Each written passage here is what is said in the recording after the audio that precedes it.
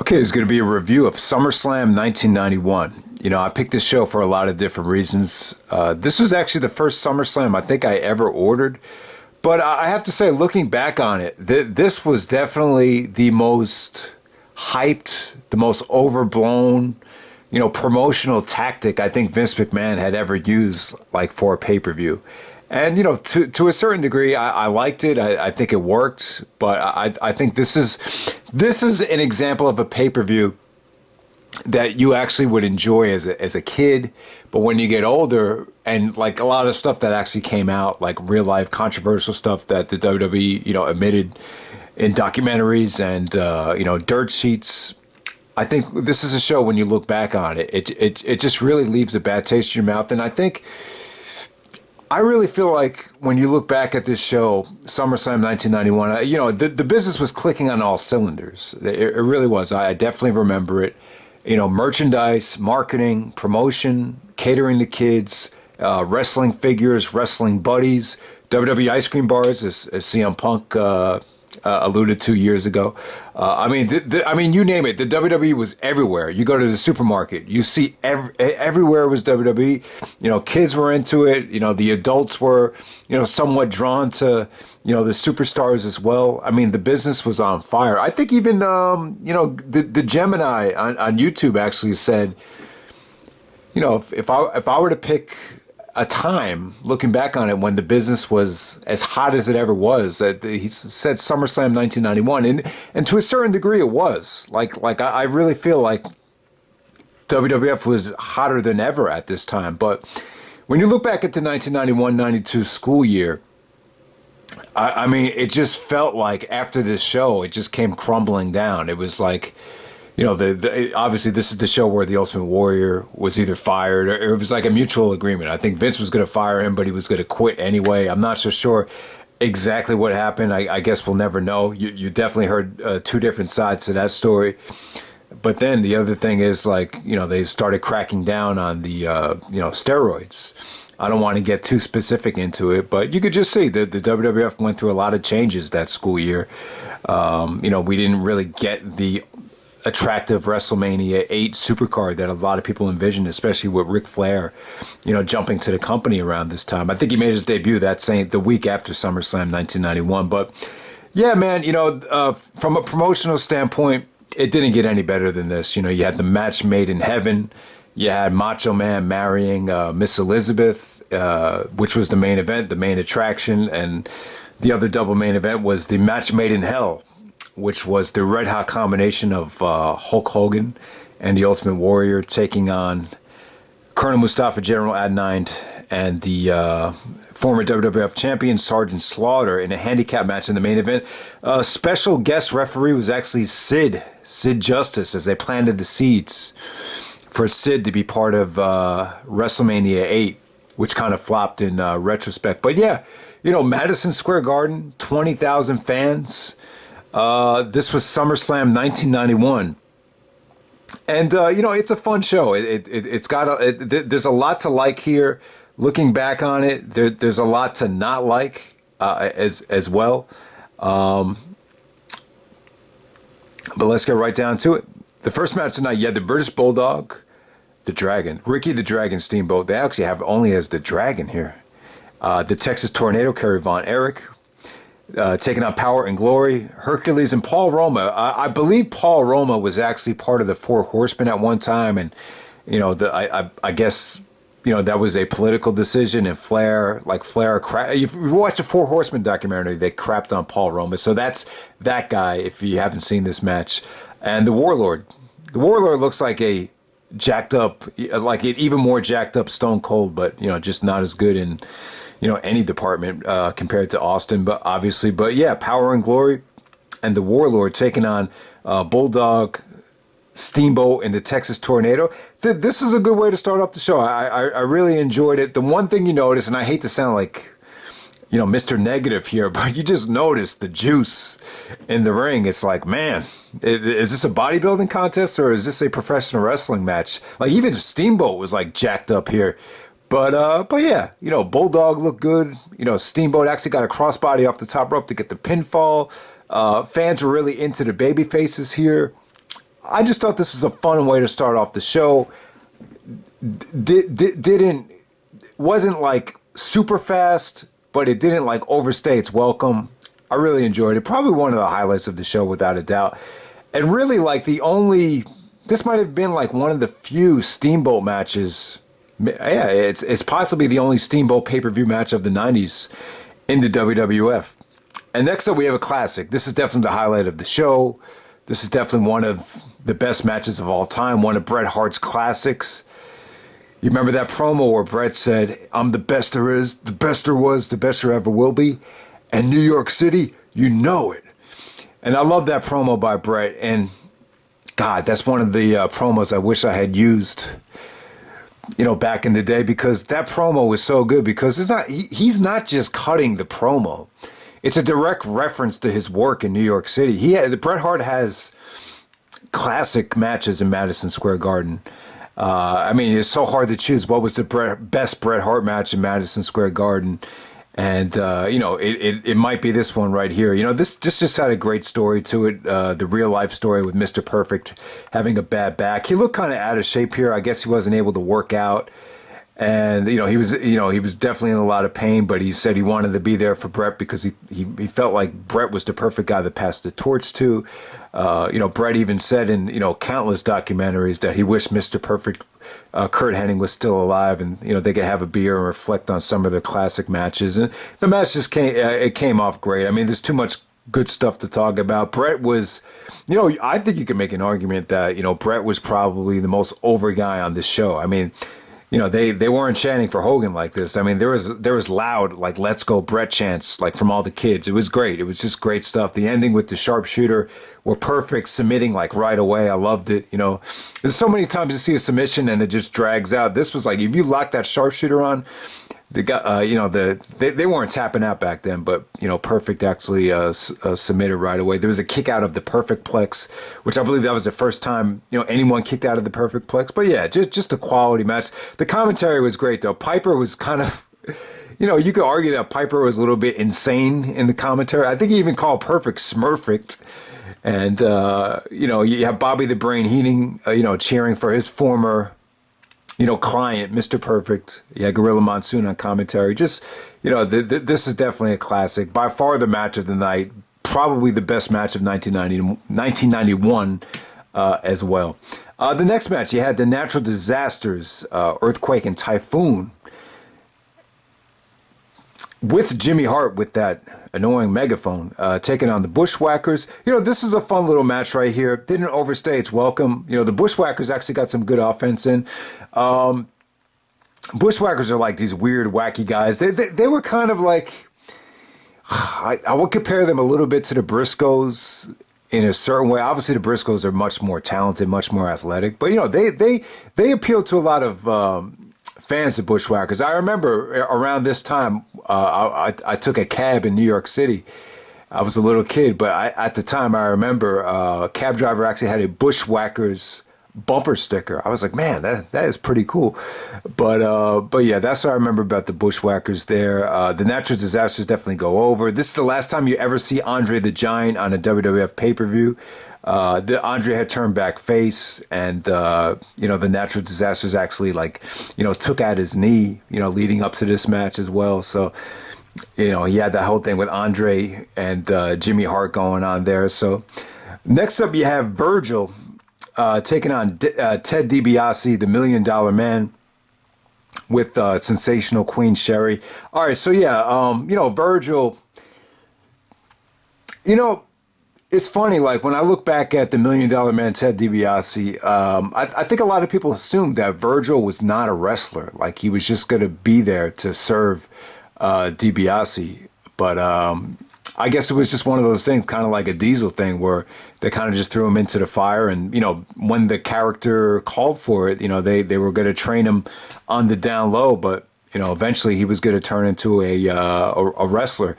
And but yeah, this is definitely the best Virgil DiBiase match. Had a great build-up. It's very similar to Batista and Triple H. It definitely has the same kind of feel to it in terms of someone always doing the dirty work, and the bodyguard or the the enforcer, Batista at the time, kind of just finally getting sick of it. He was, DiBiase was like making Virgil shine his boots and doing all these dirty things. And I think it was at the Rumble where Virgil finally turned on him and the fans really got behind him. But, it was one of those things where, just like with Batista, I felt like when Virgil didn't have this DiBiase thing, he got lost. And I don't know, man. I always liked Virgil. I've heard that Virgil had a negative side to him. Chris Hero actually told the story one time how, he tried to get an autograph from Virgil and he acted like a dick to him. So I don't know. I always thought Virgil had a lot of potential, but you really don't remember much about him other than the DiBiase feud. But yeah, they had a good match here. Piper actually gave Virgil a kiss. Piper was like a cheerleader on commentary. Like, this is the most biased commentary you'll ever see there. But, DiBiase was good, man. He wasn't on the juice like most of the roster. He was a good seller. He really knew how to sell, really knew how to work. Great attitude, great mic skills too. I always say this, like, there couldn't have been a better guy to introduce The Undertaker with that voice and that presence. I think I said that in the 1990 rewind as well. But yeah, the Virgil DiBiase feud, I thought it was a lot of fun. And this was definitely one of the better matches on the show. And I think it's even better than their WrestleMania match. I guess you could argue that was the blow-off match. All right, next up you had the Big Boss Man defeating the Mountie in the jailhouse match. I thought this was a lot of fun. I thought this was good. When the WWF was catering the kids, Big Boss Man was a babyface cop. He could get away with it at the time. Definitely would not have worked in the Attitude Era. But it's an interesting matchup here. You have, Big Boss Man is like the Americana cop, and then the Mountie is the Canadian enforcer. That's what they call the law. I guess, I don't know. I know some of you Canadians are gonna get on me about not having this accurate, but I guess in Canada, in certain sections of Canada, probably they instead of calling the cops, they have Mounties in certain parts of Canada. But yeah, I thought it was an attractive match. Big Boss Man worked his ass off. He was sweating like hell. He I would say Boss Man moved really, really well for the amount of weight that he was carrying. The match just had it was just a good matchup right here. The Canadian cop versus the American cop. And, the loser is going to spend the whole night in jail. And, Piper even had a funny line. He even said here, well, if the Mountie goes to jail, maybe he will get his man. That probably went over like everybody's head back in the day. I never caught it until now, but yeah, that was funny. And then, Boss Man actually wins the match with like a, what do you call it? Like a flap back slam. And, yeah, man. And then the Mountie is actually taken to jail by the corrections officers. So you see the corrections officers actually taken to jail. He's like, trying to resist it. And, this ended up being some of the most memorable stuff of the night. Just seeing the Mountie, interact with people in jail. There was like a gay guy that came up to him and, was acting all like, all prissy to him. So that was a lot of fun. And yeah, man, the segments with the Mountie in jail, I thought they were actually a lot of fun there. So next up, you had the Legion of Doom challenging the Nasty Boys for the. It's basically a street fight for the WWF Tag Team Championship. Yeah, I mean the Legion of Doom. Obviously, they were the Road Warriors back in WCW, but in the WWF, they appealed to a lot of kids. I mean, they always got like the biggest pops of the night. They were up there with Warrior and Hogan. They would come out with these, amazing looking vests that really appealed to kids. They had that Doomsday finisher here that they hit here on the Nasty Boys. And, yeah, I mean, it was okay. I thought this was an okay match. It just seemed to me like the Legion of Doom, for as over as they were, like it never seemed to me like the WWF fully got behind them as much as they could have in retrospect. But yeah, man, that was a pretty solid match right there. The Nasty Boys finally lose the tag team belts after winning them from the Hart Foundation at WrestleMania 7. And next up, you had Erwin R. Shyster taking on Greg the Hammer Valentine. This was kind of in the death spot.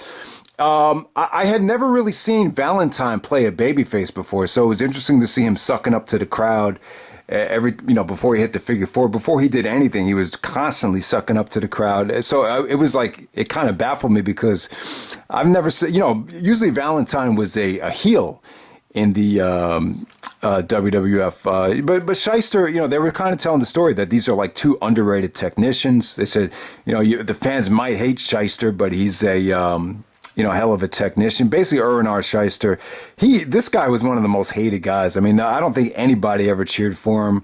He kind of had a JBL type of gimmick, but, he was the I.R.S. He wanted people to, he basically bitch to the crowd, or not bitch to the crowd, but tell the crowd to, pay their taxes. And, he was a good heel, but, underrated worker, not flashy, but very technically sound. The guy knew what he was doing in the ring. And, we move on from there. That was kind of, I don't know why they even put this match that high up on the card, maybe just to get a little bit of a breather before the main event. All right, the last wrestling match of the night, you had the red hot combination of Hulk Hogan and the Ultimate Warrior taking on Sergeant Slaughter, General Adnine, and Colonel Mustafa. Colonel Mustafa is basically the Iron Sheik. So, it was cool to see Hogan and the Iron Sheik back at Madison Square Garden. I guess that's one of the selling points there. But, this is one of those matches, like, when you're a kid, you're, like, pumped for it. Yeah, it's the match made in hell. The Hogan and Warrior, teaming up together again. It was just an attractive combination. Like, it felt like a dream team type of thing. So I think that was part of the appeal here.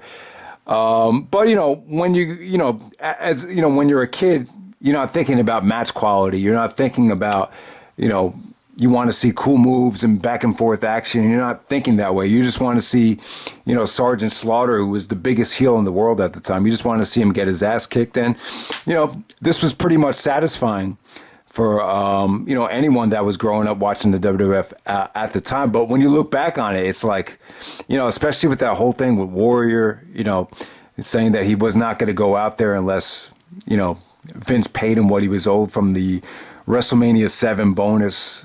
That really kind of puts a dark cloud over this match. And then at the same time, it's a handicap match, and, Slaughter, Adnine, Mustafa, these guys are all like into their 50s at the time, either late 40s, early 50s. I mean, it's just really not a great, matchup at all. This is just, they were really able to swerve a lot of people here to get them to think this was going to be something, epic.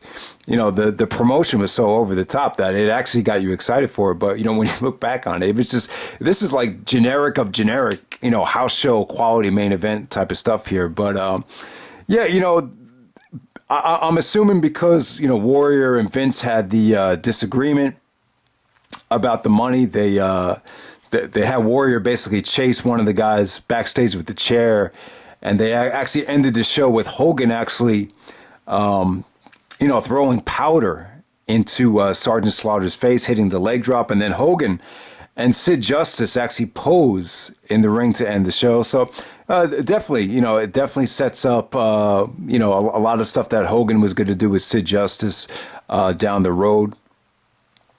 But ultimately, guys, I mean, I hate to say it, but when you look back at WWE history, and I know this show is really tough to talk about, like especially from a match quality standpoint, because it just doesn't appeal to a lot of the kind of wrestling that I'm used to talking about. It just doesn't.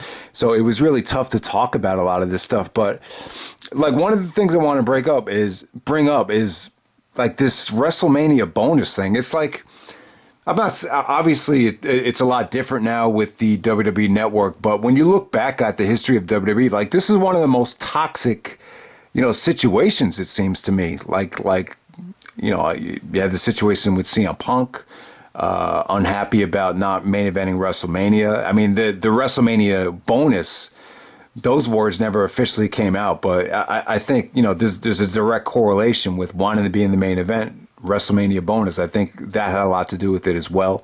Austin walking out in 2002, I think a lot of the frustration had to do with, not getting the type of WrestleMania bonus that he got at WrestleMania 17, as he stated after setting records with The Rock in 2001. And, Hogan was upset about his WrestleMania bonus. That was well documented on the dirt sheets from WrestleMania 19. But yeah, the Ultimate Warrior, for me, he just really let everybody down here. Now, there's a couple different ways of looking at it. The Warrior deserved to get the same type of. He was asking for $550,000. I'm pretty sure Hogan got, at least that kind of money for the WrestleMania bonus. But Hogan was the main event. Warrior was the champion the whole year, and then, they took it away from him right before WrestleMania. So, he was probably upset. He was probably really, angry and felt like, WrestleMania 7 was billed as a double main event. You had Savage and Warrior, and then you had Hogan and Slaughter. Maybe Warrior just felt like he should have been, the pie should have been split equally, and it probably wasn't. I'm pretty sure. I guess it's safe to say that Hogan probably walked away with a lot more money than a lot of the other guys that night. But yeah, man, it was just a toxic situation, the WrestleMania bonus, because the explanation that Jericho gave in his book was that, and it sounds pretty lame, that they give the WrestleMania bonus in terms of who they felt people ordered the show for. And that's kind of lame to me.